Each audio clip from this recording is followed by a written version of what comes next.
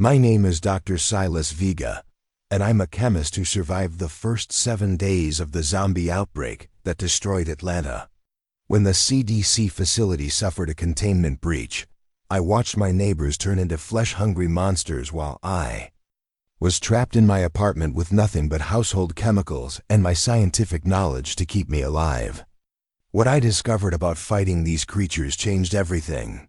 Before we start the video, let us know what country you are tuning in from in the comment section below. Perhaps we will make a story there. Let's begin. My name is Dr. Silas Vega, and I used to think the most dangerous thing in my lab was accidentally mixing the wrong chemicals. I was wrong. For 15 years, I worked at Meridian Pharmaceuticals in New Jersey, developing life-saving medications for rare diseases. My biggest worry was meeting deadlines and making sure my formulas were perfect. I lived a quiet life in my small apartment on Peachtree Road in Brookhaven, sending most of my paycheck to my aging mother in El Paso and helping my sister raise her kids after her husband died. Every morning, I'd grab coffee from the corner Starbucks, complain about traffic on Interstate 85, and spend my days synthesizing compounds that could save lives. That routine ended exactly 7 days ago when I learned that sometimes the most dangerous chemicals aren't the ones you create in a lab. Sometimes they're the ones that escape from places like the Centers for Disease Control. I kept a portable chemistry set at home, an old habit from graduate school when I'd work on projects late into the night. It was just basic equipment, reference materials, and some common reagents stored safely in my spare bedroom closet. Never thought it would save my life. Never thought I'd need it to. The first sign something was wrong came at 3 in the morning on what should have been just another Monday. I was deep asleep when screaming woke me up. Not the kind of yelling you hear during a domestic dispute or even a robbery. This was pure terror, the sound people make when they're about to die. At first, I thought it was just another Atlanta incident. This city has seen its share of civil unrest, and I'd lived here long enough to recognize the sounds of violence in the streets. But when I pressed my face against the blinds and looked down at Peachtree Road, what I saw didn't match any riot I'd ever witnessed. People were running in pure panic, some covered in blood, others moving in ways that made my stomach turn. The way they stumbled and jerked reminded me of test subjects I'd seen in neurological studies, patients with severe brain damage who'd lost control of their motor functions. These people moved like their bodies were operating on damaged programming. I watched a woman in a nightgown chase a man down the sidewalk. She wasn't running like someone trying to catch up for a conversation.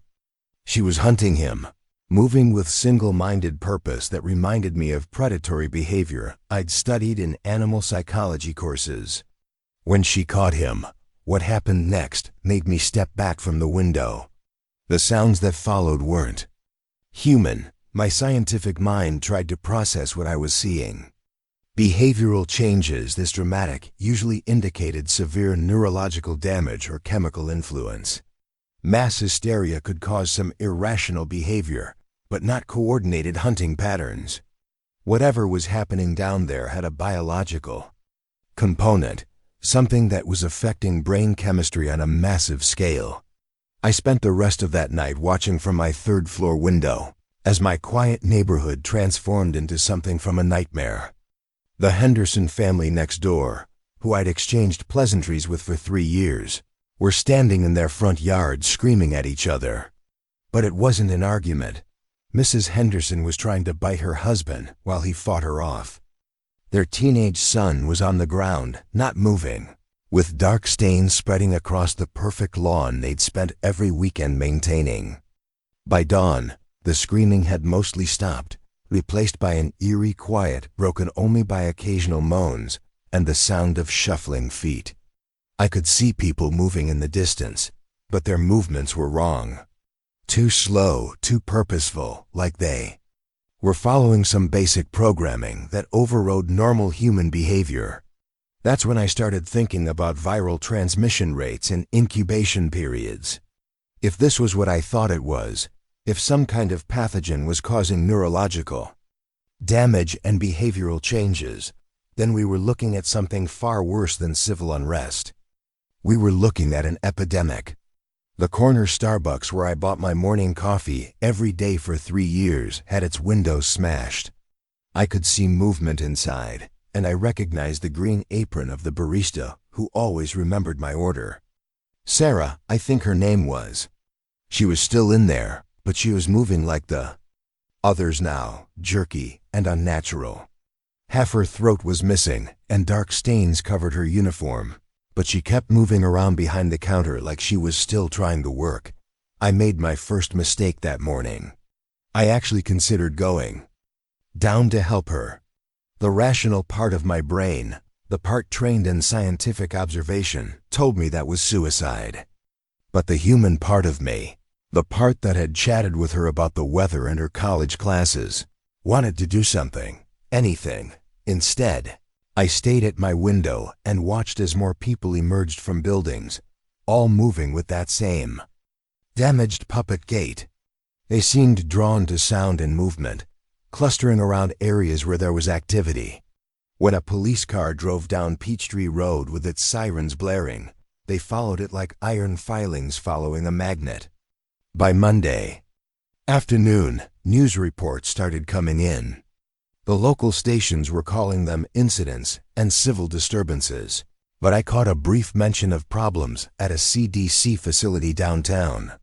That's when my professional knowledge kicked in and created a dread that settled in my stomach like a stone. The CDC doesn't have incidents. They have containment breaches. When they said Class 4 biological containment breach during one news report, my blood went cold. I'd worked with enough hazardous materials to know that phrase meant we were all in serious trouble. Class 4 pathogens are the most dangerous biological agents known to science. They're kept in maximum security facilities with multiple layers of protection specifically because any release could cause exactly what I was seeing outside my window. I started thinking about everything I knew about viral and bacterial transmission. Airborne pathogens could spread rapidly through population centers, but they usually caused respiratory symptoms first. Direct contact transmission through bodily fluids would explain the biting behavior I'd observed. The incubation period seemed to be somewhere between 12 and 24 hours based on the timeline of Mrs. Henderson's transformation. My neighbor, Mrs. Chun from apartment 3B, started knocking on my door around noon on Monday. At first, her voice sounded normal, asking if I had any medicine for a headache.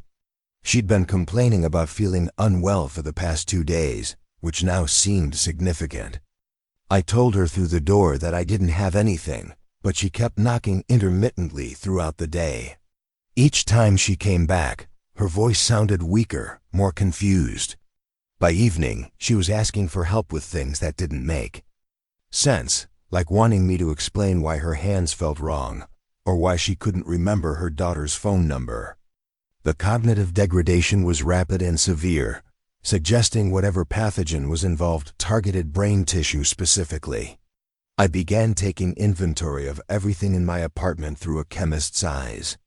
My morning coffee could be useful for its caffeine content. Cleaning supplies contained compounds that could serve multiple purposes.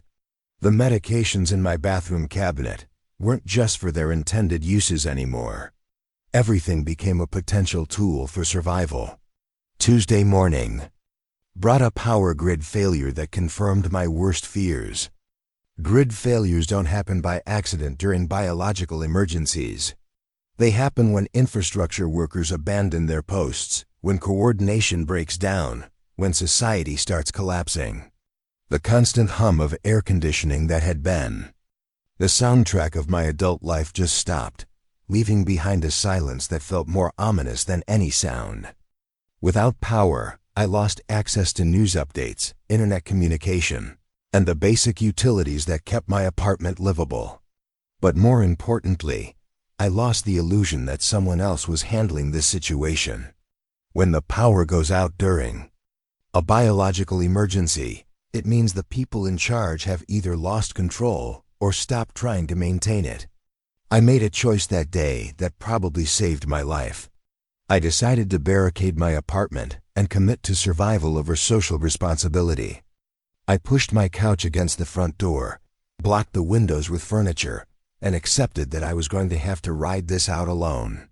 It felt like abandoning my community, but my scientific training told me that heroic gestures during epidemics usually just create more victims.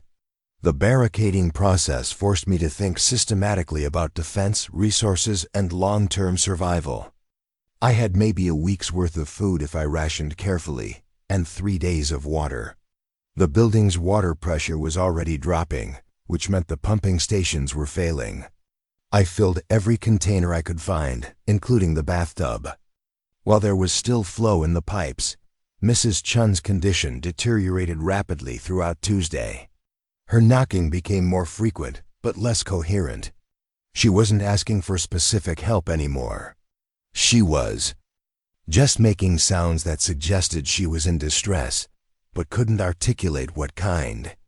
By Tuesday evening, her voice changed completely, becoming hoarse and guttural, less human with each passing hour. I started wondering about the incubation period and progression of symptoms. If she'd been infected Sunday night or Monday morning, she was following a predictable timeline. The cognitive symptoms appeared first, followed by motor function problems, then what seemed to be a complete personality change. If the pattern held, she had maybe 6 to 12 hours before she became like the others outside. The thought of Mrs. Chun transforming into one of those hunting creatures made me sick, but it also gave me data. I could time the progression, understand the stages, maybe even predict when someone was becoming dangerous. Knowledge that could mean the difference between life and death in the coming days. By Tuesday night, I could hear more activity in the hallway outside my apartment. Other residents were moving around, but their footsteps sounded wrong. Too heavy, too rhythmic, like people who were walking but not thinking about where they were going. The building was becoming compromised, and I was potentially trapped on the 3rd floor with limited escape routes. Mrs. Chun had stopped asking for medicine by then, but she hadn't stopped knocking. The sound changed from desperate human communication to something mechanical and repetitive, like she was following a programmed behavior that no longer served any rational purpose. Each knock was exactly the same force, same rhythm, same duration. It was the sound of someone whose brain had switched to autopilot. I realized that night that I wasn't just witnessing a medical emergency, or even a biological disaster. I was watching the complete breakdown of human civilization in real time. The people outside weren't sick in any traditional sense. They were becoming something else entirely, something that retained human bodies, but had lost everything that made them human. As I sat in my barricaded apartment, listening to Mrs. Chun's mechanical knocking and the occasional moan from the street below, I started making plans. My chemistry knowledge was going to be essential, but I needed to think beyond just hiding. I needed to understand what was happening, how to fight it, and most importantly, how to survive long enough to find other people who were still human. The portable chemistry set in my closet suddenly seemed like the most valuable possession I owned. If I was right about this being a biological agent, then chemistry might be the key to understanding it. More importantly, chemistry might be the key to stopping it. That night, the knocking stopped, but something else started. A scratching sound like fingernails on wood, rhythmic and persistent. Mrs. Chun was trying to claw through my door, and, from the sound of it, she had all night to work on the problem. Wednesday morning brought a smell that changed everything. I'd been awake since dawn, listening to Mrs. Chun scratching at my door, when the odor started seeping through my sealed windows. As a chemist, I'm trained to identify compounds by their molecular signatures, and this smell told a story that made my hands shake. Decomposition has a specific chemical signature: hydrogen sulfide, putrescine, cadaverine, and dozens of other compounds that form when organic matter breaks down. I'd encountered these smells in laboratory settings when working with biological samples, but this was different. The chemical composition was wrong. Decomposition doesn't smell like that when the body is still moving. The scent carried undertones of something I couldn't identify, something that reminded me of the preservatives we used to keep tissue samples stable for extended periods. Whatever was happening to these people, their bodies were decaying while their basic motor functions continued operating. That shouldn't be possible according to everything I knew about human biology. I moved from window to window, trying to track the source of the smell. It was coming from multiple directions, which meant multiple sources. The entire neighborhood was becoming a biological hazard zone, and I was sitting in the middle of it, with nothing but furniture blocking my door. The scientific part of my mind wanted to collect samples, run analyses, understand the mechanism behind what I was seeing. The survival part knew that getting close enough to collect samples would probably get me killed. I had to settle for observation and hypothesis formation, like a field researcher studying dangerous animals from a safe distance. From my living room window, I could see the Hendersons' front yard where I'd watched the family fight on Monday night. What remained of their son was still there, but something was moving around the body. At first, I thought it might be an animal. But as I watched longer, I realized it was Mrs. Henderson. She was crawling in. Circles around her son's remains, moving with that same mechanical repetition I'd heard from Mrs. Chun's knocking. The sight made me step back from the window, but I forced myself to keep watching. This was data, horrible as it was, and data might keep me alive. Mrs. Henderson's movements weren't random. She was following a pattern, like she was programmed to patrol a specific area. If that behavior was consistent across all the infected, it might be exploitable. I wondered if whatever was causing this could be neutralized chemically. Some toxins have antidotes, compounds that can bind to the active agent and render it harmless. Other biological agents can be disrupted by changing the pH balance or introducing competing chemicals. If I could understand the mechanism, maybe I could develop a countermeasure. The problem was getting close enough to study the infected without becoming infected myself. Every biological agent has a transmission vector, a specific way it moves from host to host. The biting behavior suggested direct fluid contact, but I couldn't rule out airborne transmission or environmental contamination. Without proper protective equipment, any research attempt would be suicide. Around noon on Wednesday, I witnessed something that changed my understanding of what we were dealing with. Mrs. Patterson from the apartment building across the street was in her front garden, tending to her flowers like it was any normal day. I'd seen her out there every morning for 2 years, watering her roses and pulling weeds. From my window, she looked completely normal. Then I saw the mailman walking up her front path, carrying his usual bag of letters and packages. He waved at Mrs. Patterson like he did every day, and she waved back. For a moment, I thought maybe some people were immune. Maybe the infection hadn't spread as far as I'd feared. Mrs. Patterson stood up from her flowers and walked toward the mailman with a smile on her face. They exchanged what looked like pleasant conversation for about 30 seconds. Then something changed in her posture. Her movements became more focused, more predatory. The mailman didn't notice at first, still chatting and sorting through his mail. When Mrs. Patterson lunged at him, the transformation was instantaneous. 1 second she was a sweet elderly woman discussing the weather, the next she was attacking, with the same hunting behavior I'd seen from the others.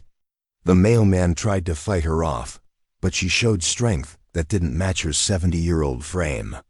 What happened next made me realize these things retained enough human intelligence to be truly dangerous. Mrs. Patterson didn't just attack randomly. She went for specific targets on the mailman's body, areas that would disable him quickly and efficiently. She knew what she was doing. I made a mental note about her avoidance behavior while I watched the attack. During the struggle, they moved around her garden, and I noticed she consistently avoided the area where the landscapers had spilled fertilizer the previous week. Even while attacking, some part of her brain was steering clear of that chemical contamination. That observation would prove important later. The mailman's screams brought other infected from inside buildings and around corners. They moved toward. The sound like a dinner bell had rung, converging on Mrs. Patterson's garden from multiple directions. Within minutes, there were 8 or 9 of them clustered around the mailman's body, all moving with that same purposeful coordination. I realized we'd been thinking about this wrong. These weren't mindless zombies stumbling around randomly. They were hunters, and they could coordinate their behavior. Mrs. Patterson had acted as bait, appearing normal until the target was close enough to attack. The others had responded to her success by joining the hunt. This was pack behavior, and that made them far more dangerous than individual threats. My apartment building was becoming compromised as more residents succumbed to whatever was spreading through the population. I could hear movement in the hallways at all hours, footsteps that didn't sound like people going about their normal business.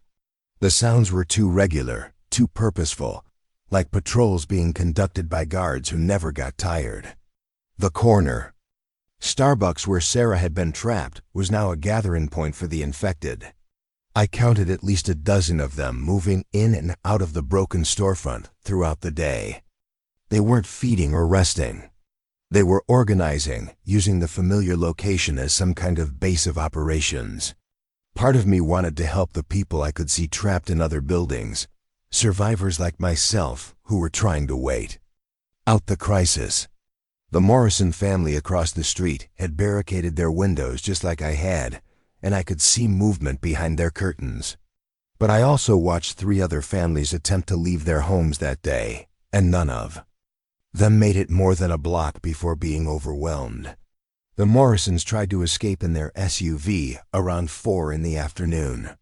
I watched them load supplies and their 2 young children, moving quickly but trying to stay quiet. They made it 3 blocks before a group of infected surrounded their vehicle and began attacking it systematically. The infected knew to target the tires first, then the windows. They worked together like they were following a playbook. When the Morrison family was pulled from their vehicle, I had to turn away from the window. The sounds carried clearly in the afternoon air, and they weren't sounds I wanted to remember. But I forced myself to look back because I needed to understand how the infected operated. Knowledge might be the only weapon I had. Mrs. Chun's condition reached its final stage. That afternoon, her scratching at my door became more aggressive, more systematic. She wasn't just clawing randomly anymore. She was working on specific areas where the wood was weakest, like she understood the structural integrity of the door and was targeting its failure points. The knocking pattern had changed completely by Wednesday evening. More rhythmic, less purposeful than human communication, but more organized than random behavior. It reminded me of motor function tests we'd conducted on laboratory animals with induced neurological damage. The basic movement patterns remained intact even after higher brain functions were destroyed. I started wondering about the incubation period and how much time I might have if I were exposed. Mrs. Chun had shown symptoms for roughly 48 hours before losing human speech, and another 12 hours before her behavior became completely mechanical. If she'd been infected Monday morning, she was following a predictable timeline. That timeline could be crucial information for any other survivors. The infected showed clear avoidance patterns that suggested chemical sensitivity. Mrs. Patterson had avoided the fertilizer contamination even while attacking. Others seemed to stay clear of areas where cleaning chemicals had been spilled or where certain plants were growing. Like insects avoiding pesticides, they were responding to chemical signals that triggered some kind of survival instinct. Wednesday night brought new sounds from the hallway outside my apartment. Multiple sets of footsteps moving in coordination, stopping at each door, testing for weaknesses. They were conducting searches, checking every apartment systematically. The fact that they could coordinate complex behavior while maintaining their hunting instincts made them far more dangerous than I'd initially realized. I heard my neighbor Mr. Rodriguez's door splinter around midnight. He'd been barricaded like me, but his door wasn't as sturdy. The sounds that followed told me everything I needed to know about what happened to survivors who were caught. Mr. Rodriguez had been a good neighbor, always willing to help with building maintenance and quick, with a friendly greeting. Now he was gone, and tomorrow he'd probably be part of the hunting pack. The college students in apartment 3C held out until Thursday morning. I'd been listening to them moving around for 2 days, occasionally calling out to each other in whispers. They were trying to stay quiet, just like me, but their apartment was directly above the building's main entrance. When the infected broke through the front door security system, the students were the first ones they found. By Thursday morning, I could count at least 6 different sets of footsteps in the hallway outside my apartment. The building was becoming a hive, with more infected moving in to replace the ones who had wandered off to hunt in other areas. My third-floor location was both a blessing and a curse. Harder for them to reach, but also harder for me to escape if they did break through. The scratching at my door had evolved into something more systematic. Mrs. Chun was no longer working alone. I could hear at least 3 different patterns of claw marks being made simultaneously. They were taking shifts, wearing down my defenses.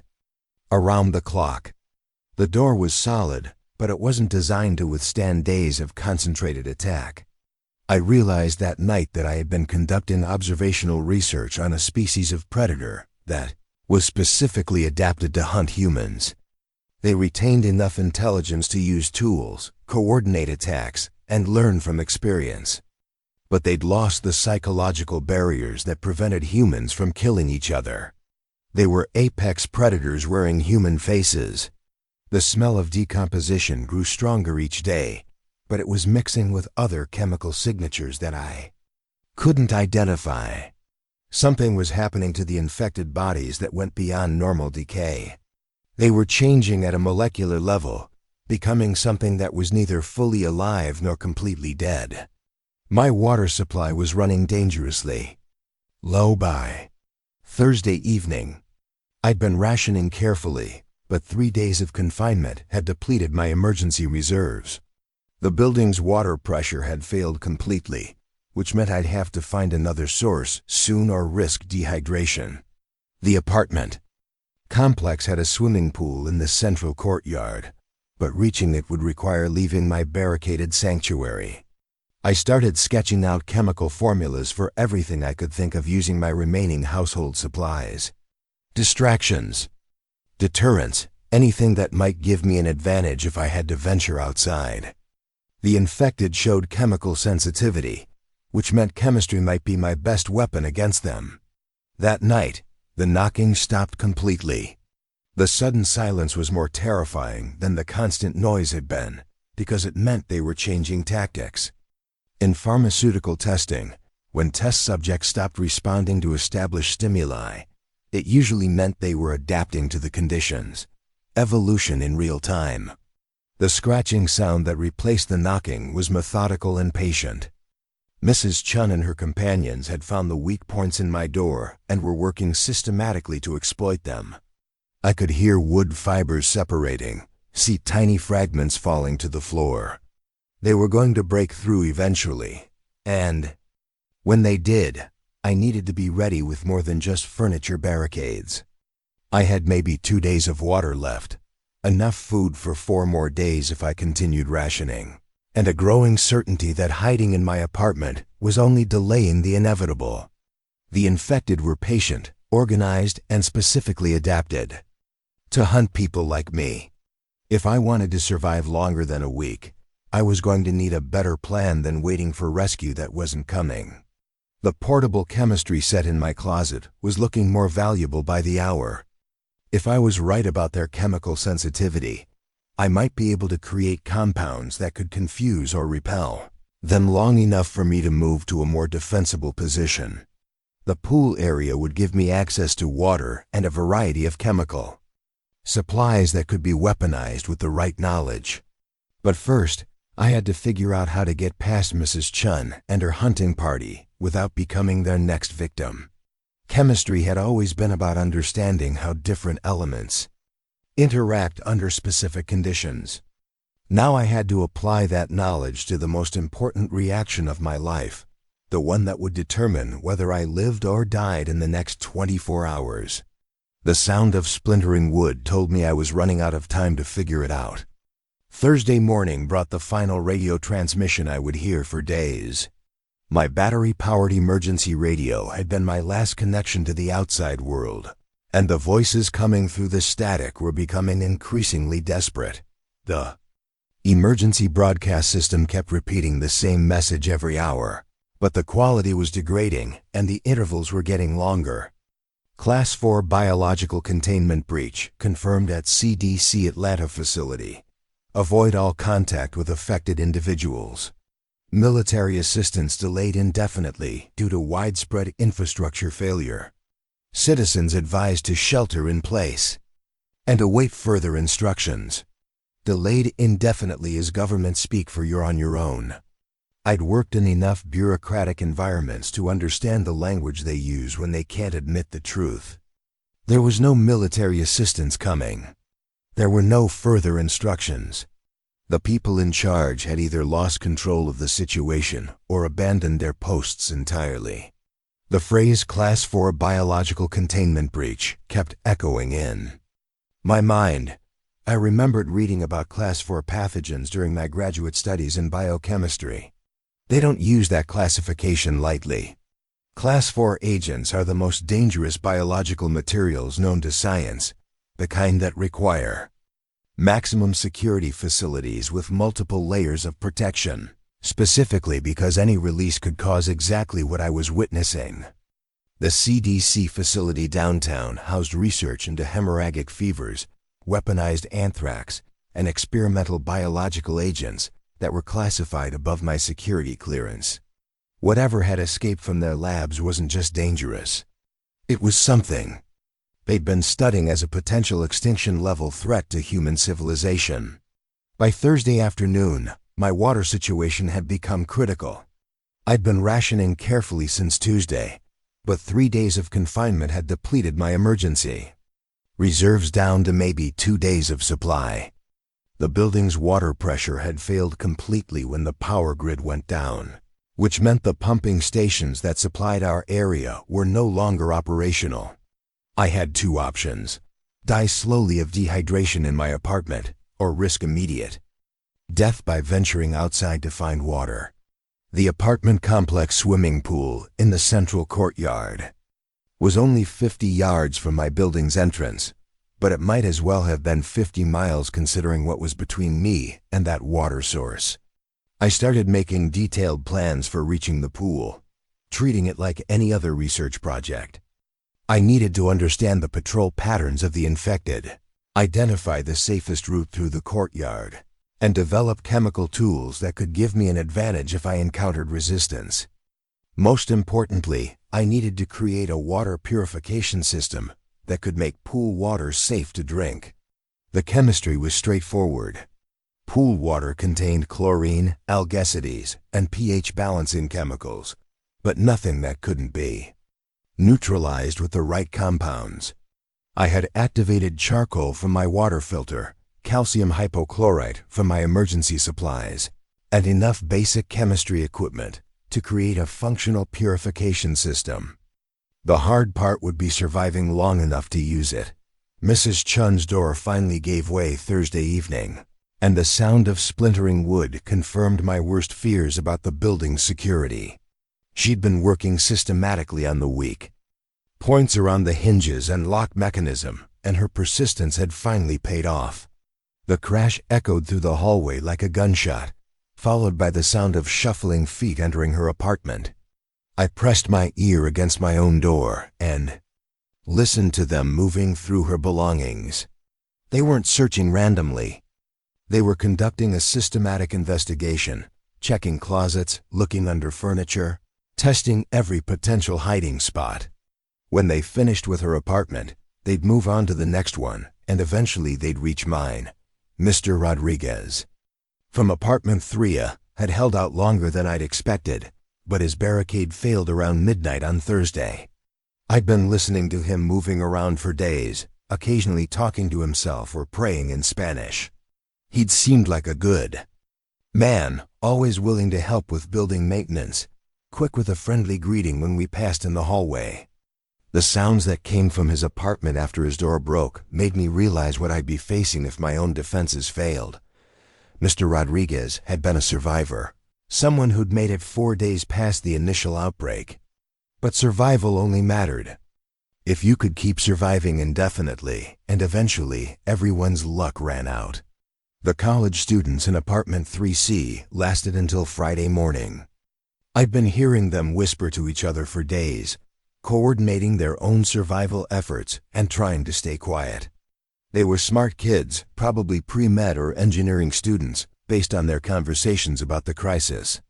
But intelligence only helped if you had the resources to implement your plans. When the infected broke through their door, the students tried to fight back. I could hear furniture being thrown, glass breaking, desperate shouts for help that nobody could answer.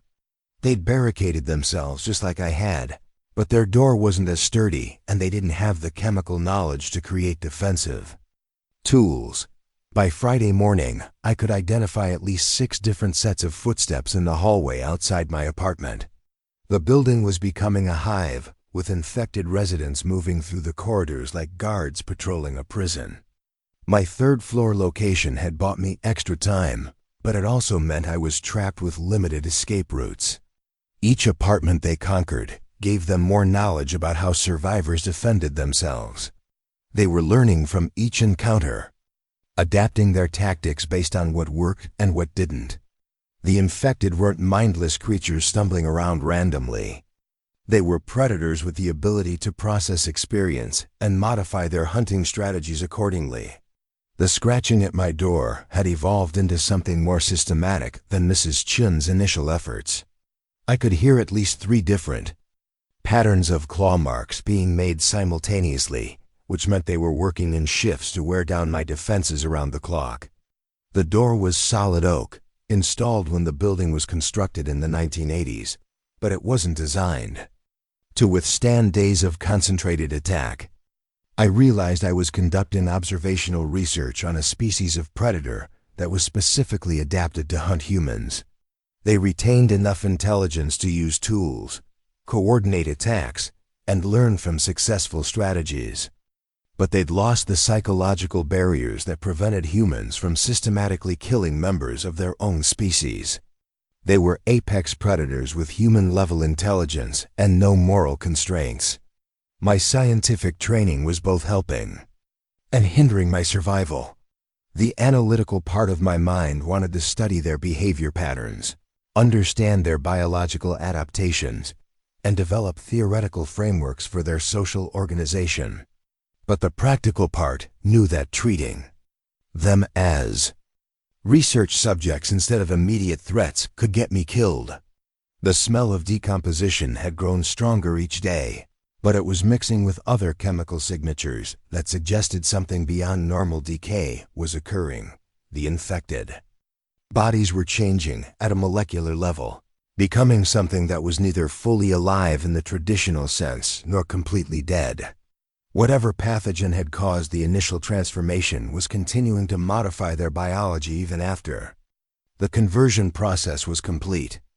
I started sketching out chemical formulas for everything I could create using my remaining household supplies and the equipment from my portable chemistry set.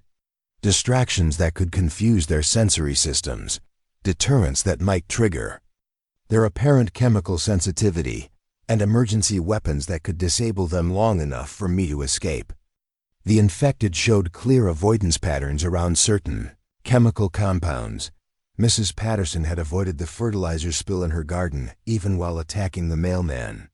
Others seemed to stay clear of areas where cleaning products had been spilled or where specific types of plants were growing. Like insects responding to pesticide residue, they were reacting to chemical signals that triggered some kind of survival programming. If basic ammonia could affect their behavior, what could more complex compounds accomplish? I had the knowledge to create chemical mixtures that could potentially disrupt their nervous systems, interfere with their sensory processing, or trigger powerful avoidance responses. The question was whether I had enough raw materials to produce effective quantities. My apartment contained more chemical resources than I'd initially realized. Cleaning products, medications, personal care items, and food additives could all be repurposed with the right knowledge. The key was understanding which combinations would be most effective against the infected while remaining safe for me to handle. Ammonia-based cleaners could potentially interfere with their scent-tracking abilities. Alcohol could serve as both a disinfectant and a solvent for creating chemical delivery systems. Even my morning coffee contained compounds that might be useful in the right concentrations.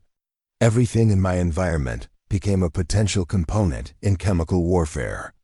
But creating chemical weapons in my kitchen was inherently dangerous, especially without proper ventilation or safety equipment.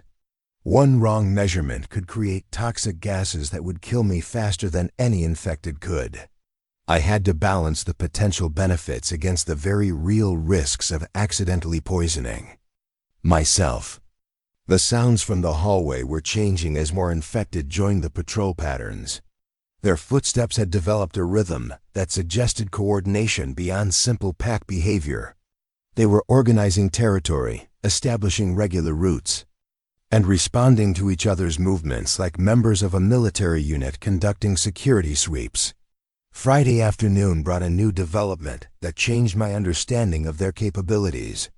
I heard them communicating with each other through low-pitched vocalizations that weren't quite human speech, but weren't random animal sounds either. They were sharing information, coordinating their activities, and making collective decisions about how to proceed with their systematic search of the building. The infected in my building were no longer just hunting for survivors. They were establishing permanent occupation, turning the apartment complex into a base of operations for expanding their territory.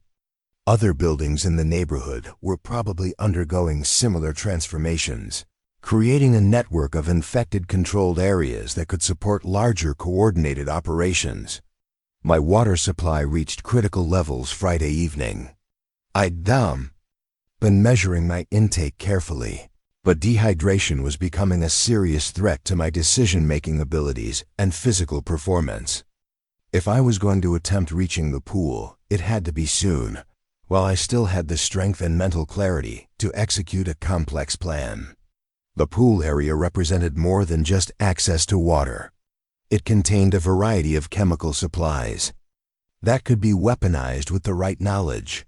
Chlorine, algicides, pH balancing compounds, and cleaning products stored in the maintenance shed could provide raw materials for creating more sophisticated chemical defenses, but reaching the pool would require crossing the central courtyard, an open area with limited cover and multiple sight lines from surrounding buildings.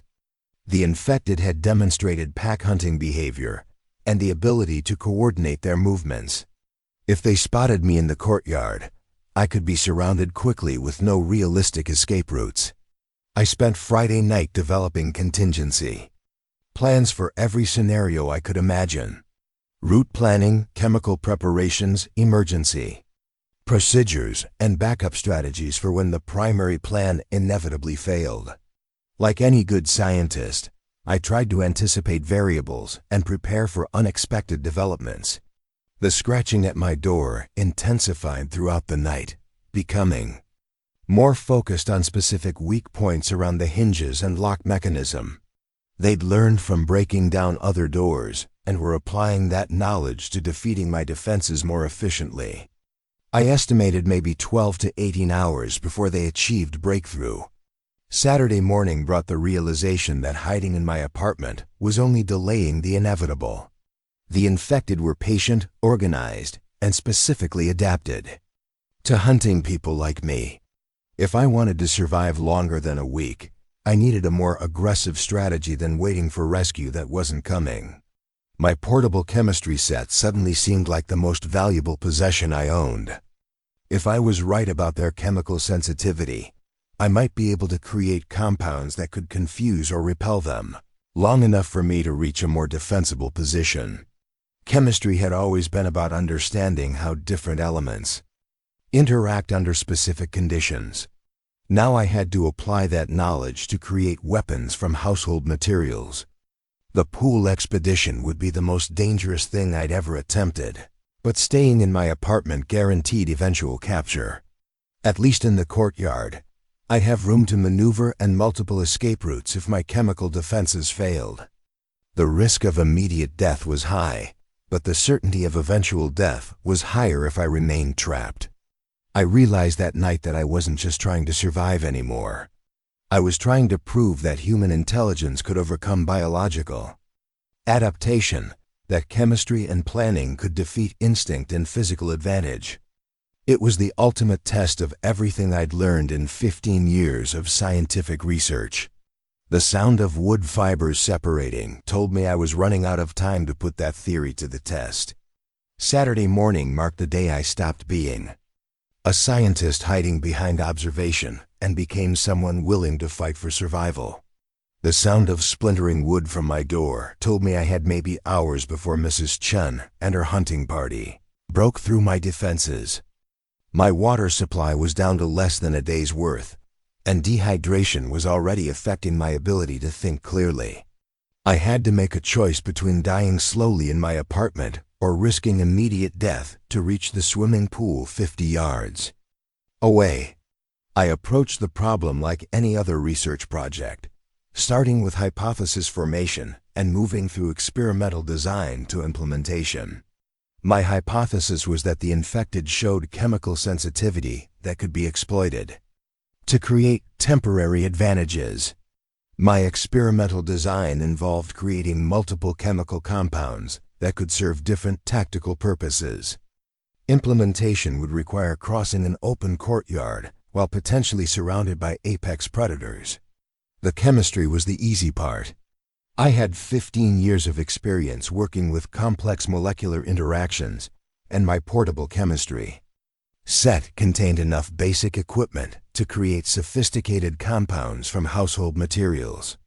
The hard part would be staying alive long enough to test whether my theories worked in practice.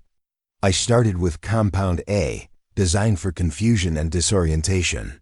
The infected had shown avoidance behavior around ammonia-based cleaners, but simple ammonia wasn't potent enough for what I needed. I combined household ammonia with alcohol-based hand sanitizer and dissolved aspirin tablets to create a more complex chemical mixture that would be harder for them to process sensory. The aspirin was the key innovation.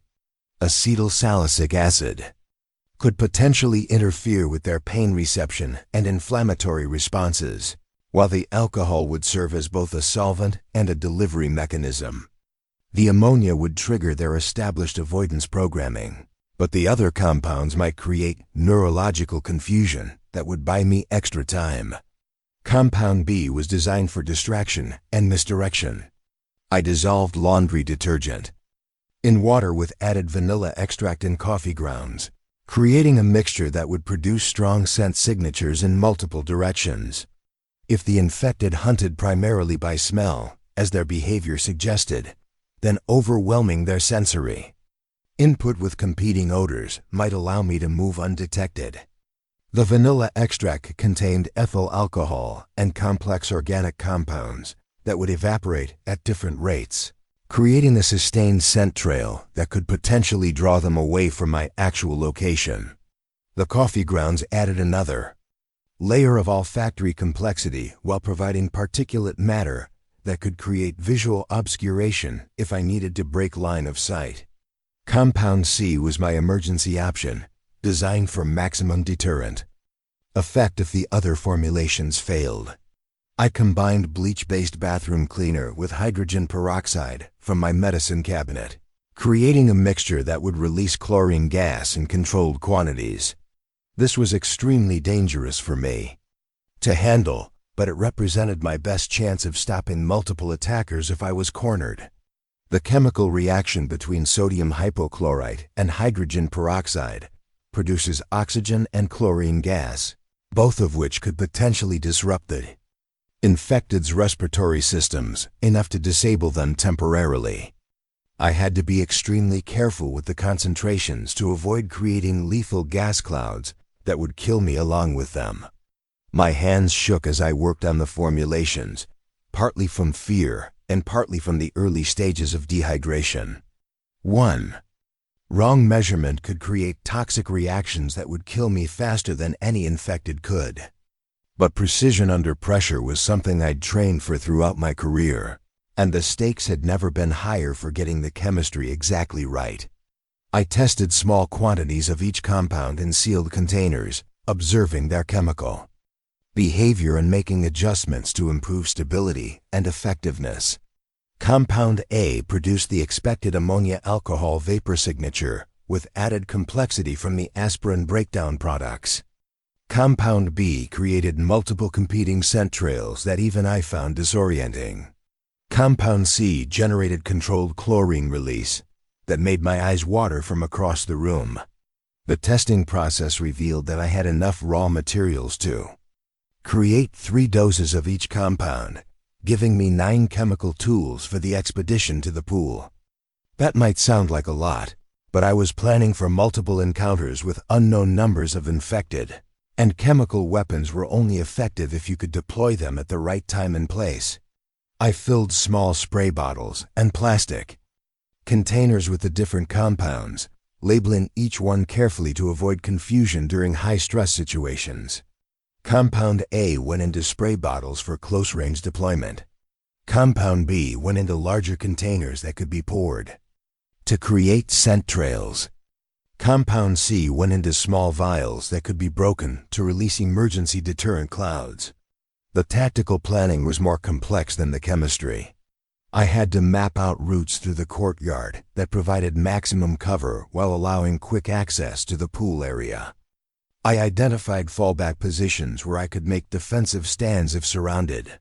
Most importantly, I planned multiple escape routes in case my primary objectives became impossible to achieve. From my 3rd-floor window, I could observe the infected patrol patterns in the courtyard below.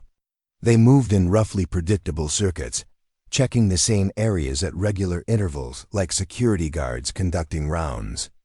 Their behavior suggested they were territorial rather than actively hunting, which meant I might be able to move through their area without triggering aggressive responses if I was careful enough.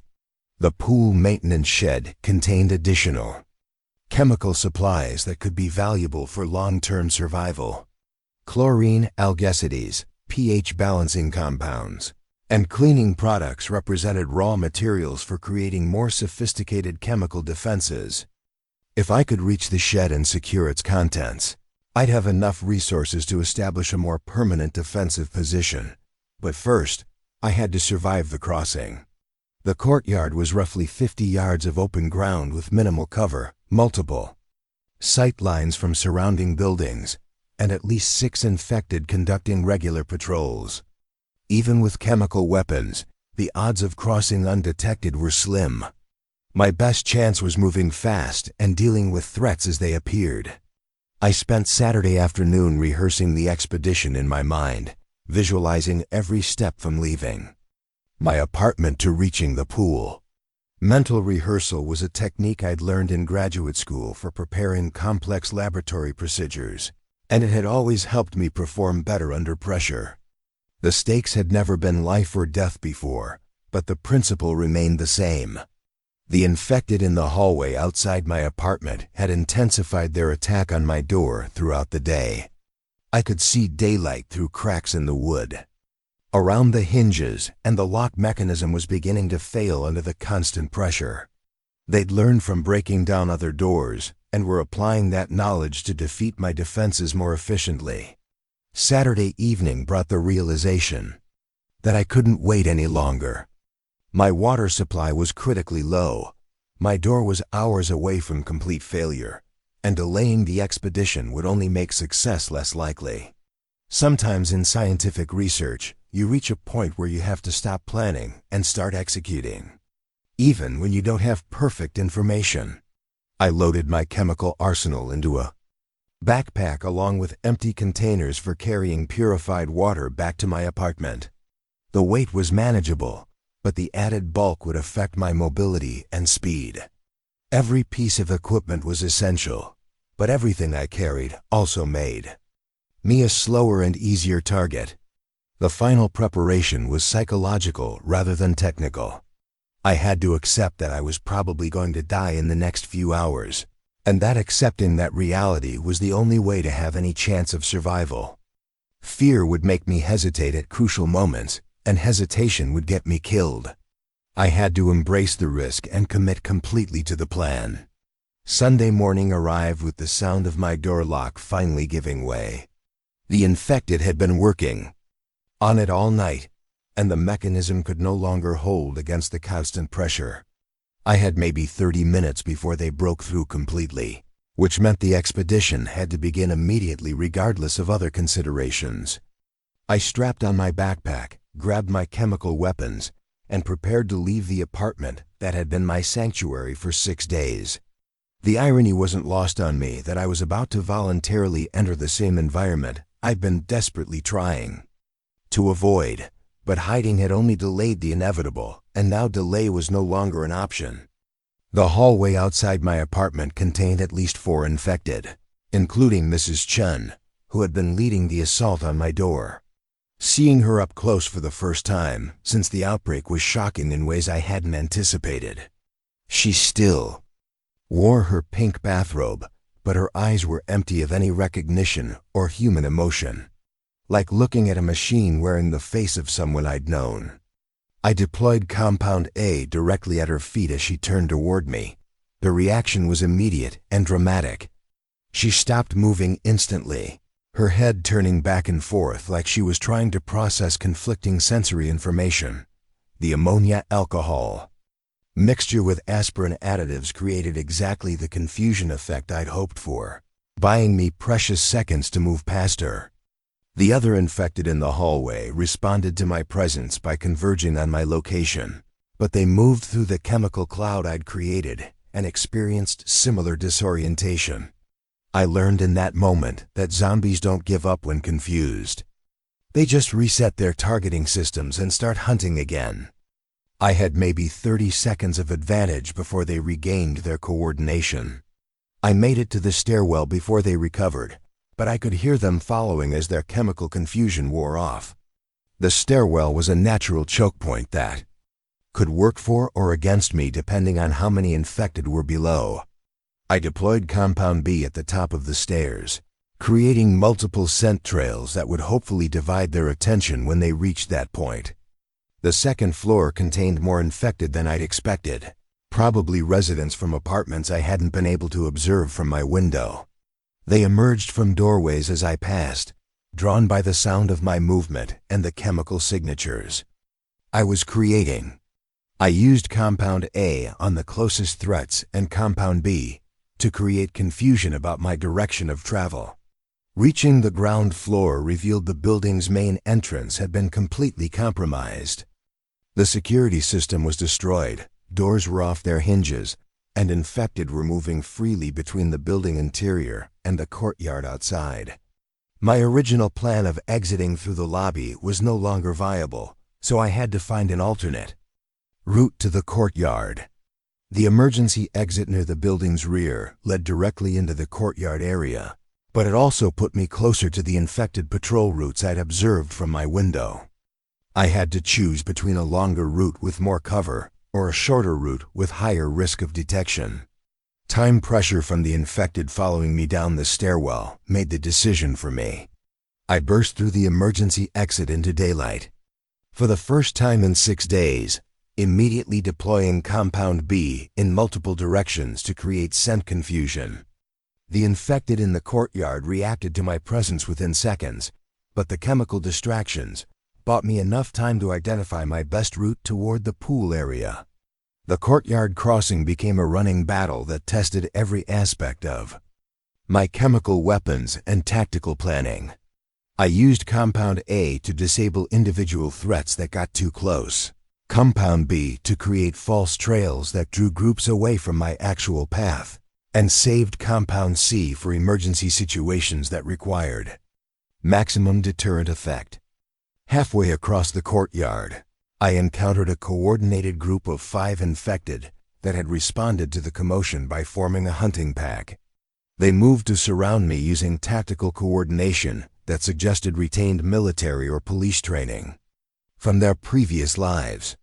I had to use my first vial of Compound C to create a chlorine gas barrier that forced them to retreat and regroup. The chemical weapons were working better than I'd dared hope, but they were also depleting faster than I'd planned. Each encounter required more compound than my laboratory tests had suggested, and the infected were adapting to my tactics in real time. I had maybe 2 more effective deployments before I'd be relying on speed and luck alone. The pool area was surrounded by a decorative fence that provided some tactical advantage, but also created potential trap situations if I was cornered. I reached the fence with 3 infected in close pursuit and had to make a split-second decision about whether to fight or climb. I chose to deploy my remaining Compound A to buy time for climbing over the fence.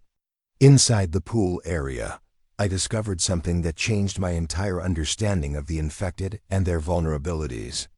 The pool deck was completely clean, not just empty of infected, but pristine in a way that suggested active avoidance rather than simple absence. These creatures were staying away from this area for reasons I needed to understand immediately. The pool water contained standard chlorination chemicals, but the concentrations were higher than normal due to the automated system continuing to operate without human oversight. Chlorine, algicide, pH balancers, and other chemical compounds had created a toxic environment that the infected couldn't tolerate.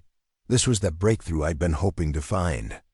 I realized that we'd been thinking about this wrong from the beginning.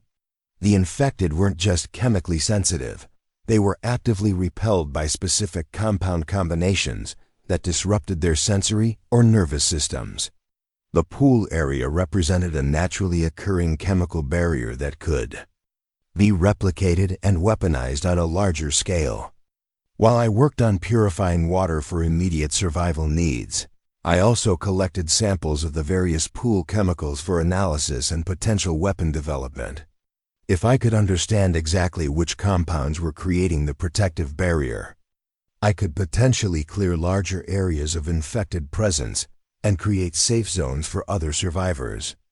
The return journey to my apartment building was going to be even more dangerous than the initial crossing, because now I was carrying additional weight and the infected knew my capabilities.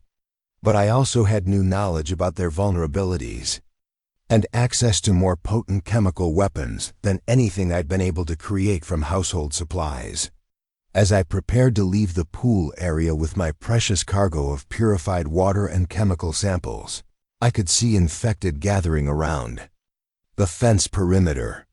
They wanted to reach me but couldn't enter the chemically protected zone. I was looking at proof that human intelligence and chemical knowledge could create advantages over biological adaptation. But I was also looking at a tactical problem that would require every remaining chemical weapon and all my remaining luck to solve. The infected had learned from our previous encounters and were positioning themselves to intercept any escape route I might choose. Getting back to my apartment alive was going to require innovations I hadn't thought of yet. That's when I heard something that changed everything about my situation and my future prospects for survival. The sound I heard from inside my apartment building changed everything about my situation and my understanding of what was possible in this new world. As I crouched behind the pool maintenance shed, analyzing the chemical samples I'd collected and planning my dangerous return journey, I heard something that made me freeze in recognition. Human voices. Not the guttural moans or mechanical sounds of the infected, but actual human speech coming from the upper floors of my building. 2 people were calling out from what sounded like the 4th floor, asking if anyone knew how to fight these creatures. Their voices carried desperation, but also determination. The kind of resolve that comes from people who have decided to stop hiding and start fighting back.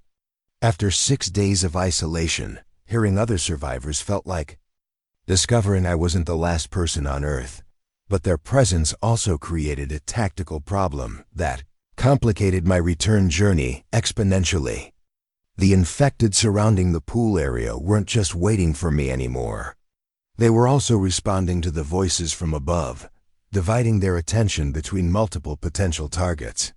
This could work in my favor by providing distraction, or it could create a chaotic situation where coordinated movement became impossible.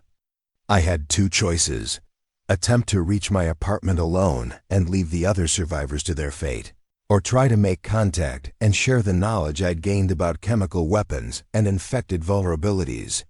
The first option was safer for me personally, but guaranteed that valuable information would die with me if my return journey failed.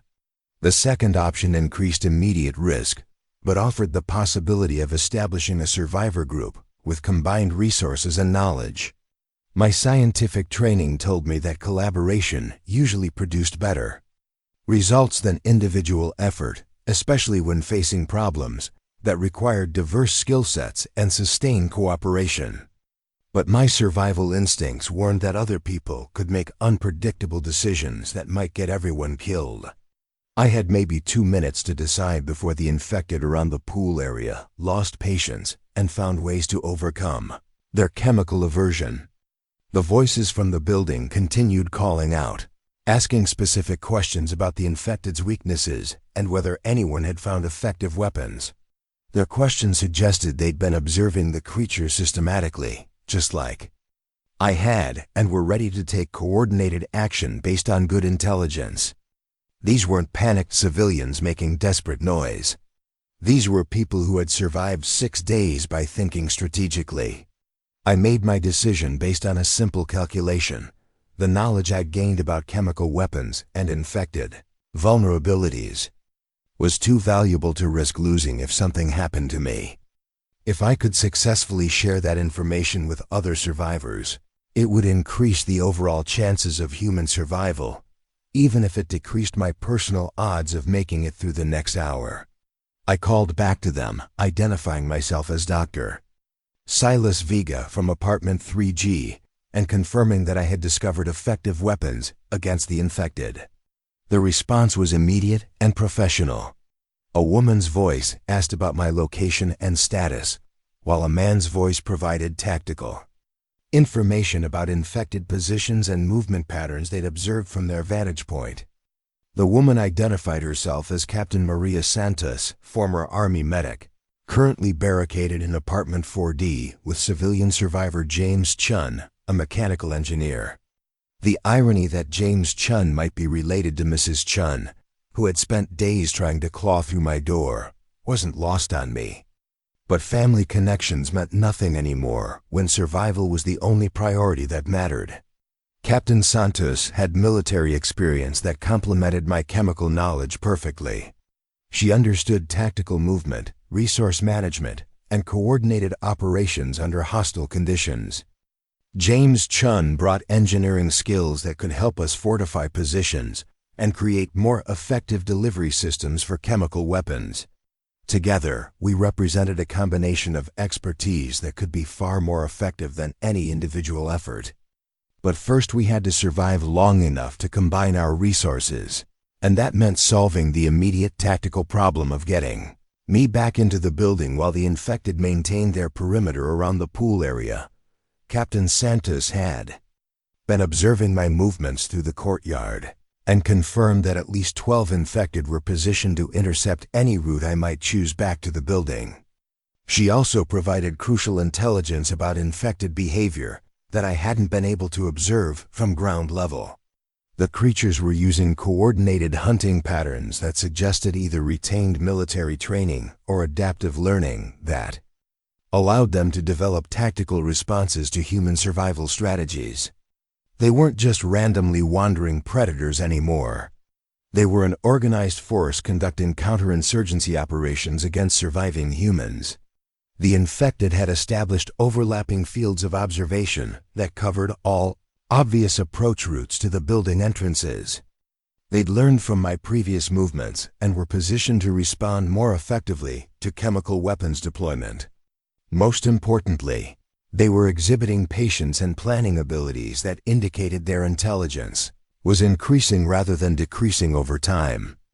James Chen contributed engineering analysis of the building's structure and potential alternate entry points that might not be under infected surveillance. His apartment had access to the building's utility systems, including ventilation shafts, maintenance corridors, and the mechanical spaces that connected different floors. These areas might provide routes that bypass the infected patrols entirely. The plan we developed combined my chemical weapons with Captain Santos's tactical expertise and James Chen's knowledge of building systems. I would create a series of chemical distractions that drew the infected away from the building's north wall, where a maintenance ladder provided access to the second-floor mechanical room. Captain Santos would coordinate timing and communication, while James prepared the alternate entry point for rapid access. But executing the plan required precise coordination and split-second timing that would be difficult to achieve with limited communication. Capabilities. We had no radios, no cell phone service, and no way to synchronize our actions except by pre-arranged signals and careful timing. One mistaken coordination could leave me trapped in the courtyard with no backup plan and insufficient chemical weapons to fight my way out. I started the operation by deploying my remaining Compound B in multiple locations around the courtyard perimeter, creating scent trails that led away from the building and toward areas where the infected couldn't easily coordinate their responses. The vanilla and coffee mixture worked exactly as designed, drawing several infected away from their patrol positions to investigate the false trails. While the chemical distractions were taking effect, I used my last vial of Compound C to create a chlorine gas barrier between my position and the largest group of infected. The chlorine release was more potent than I'd expected, creating a visible cloud that forced them to retreat much further than necessary for my tactical purposes. I made a mental note that future batches should use more dilute concentrations to avoid wasting chemical resources. The combination of scent distractions and chemical barriers created a window of opportunity that lasted exactly 90 seconds before the infected began adapting their positions to counter my tactics. During that window, I had to cross 30 yards of open ground, climb a maintenance ladder to the second floor, and disappear into the building's utility systems before they regained coordination. Captain Santos provided overwatch from her fourth floor window, calling out infected positions and movement patterns as I made my approach to the building. Her military training was evident in the precision and clarity of her tactical communication, giving me exactly the information I needed without unnecessary details that could cause confusion under pressure. James Chen had prepared the mechanical room entry point by removing ventilation grates and clearing obstacles that could slow my access to the building's interior systems. His engineering knowledge allowed him to identify the safest route through the utility corridors that would bring me to the stairwell near their apartment without exposure to infected in the main hallways. The climb up the maintenance ladder was the most vulnerable part of the operation, requiring me to move slowly and carefully while carrying my backpack full of water and chemical samples. If any infected spotted me during the climb, I'd be trapped on the ladder with no room to maneuver and no effective way to deploy chemical weapons for defense. I reached the mechanical room without detection, but entering the building's utility systems revealed a new problem that none of us had anticipated. The ventilation shafts contained evidence of infected presence, including claw marks on metal surfaces and organic residue that suggested they'd been using these spaces for movement between floors. The building's hidden areas weren't as safe as we'd assumed. Moving through the utility corridors required extreme caution to avoid making noise that could alert infected to my presence in the building's infrastructure. The metal ductwork amplified every sound, and I had to test each step carefully to avoid creating vibrations that would travel through the building's structural framework. Progress was slow but steady toward the stairwell where Captain Santos and James Chun were waiting. The reunion with other survivors after 6 days of isolation was emotionally overwhelming in ways I hadn't expected. Seeing human faces that showed intelligence and hope instead of empty predatory focus reminded me what we were fighting to preserve. But the emotional reunion had to wait because immediate tactical concerns demanded our full attention. Captain Santos had been conducting systematic observations of infected behavior from her fourth-floor vantage point, and her intelligence confirmed my own findings about their increasing organizational capabilities. The creatures were developing more sophisticated hunting strategies, establishing territorial boundaries, and coordinating their activities across larger areas than individual buildings or apartment complexes. James Chun had been working on engineering solutions to common survival problems, including water purification, fortification techniques, and communication systems that could connect survivor groups across longer distances. His mechanical expertise complemented my chemical knowledge perfectly, suggesting we could develop more effective weapons and defensive systems by combining our different technical backgrounds. The apartment they'd chosen for their base of operations was strategically superior to mine in several important ways. Higher elevation provided better observation capabilities and more advanced warning of approaching threats. Multiple rooms allowed for specialization of different functions, including sleeping areas, equipment storage, and chemical laboratory space. Most importantly, access to the building's utility systems provided alternate escape routes if their primary defenses failed. But their position also had significant vulnerabilities that needed immediate attention. The infected knew about their presence and were actively working to breach their defenses. Food and water supplies were running low, and they lacked the chemical knowledge to create effective weapons against the coordinated hunting packs that were becoming more common throughout the neighborhood.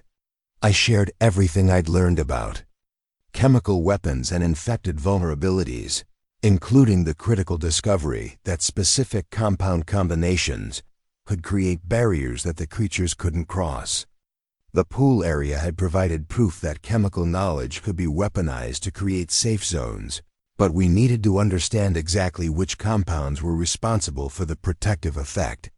The chemical samples I'd collected from the pool area contained chlorine, algecides, pH balancing compounds, and other chemicals that together created an environment the infected couldn't tolerate.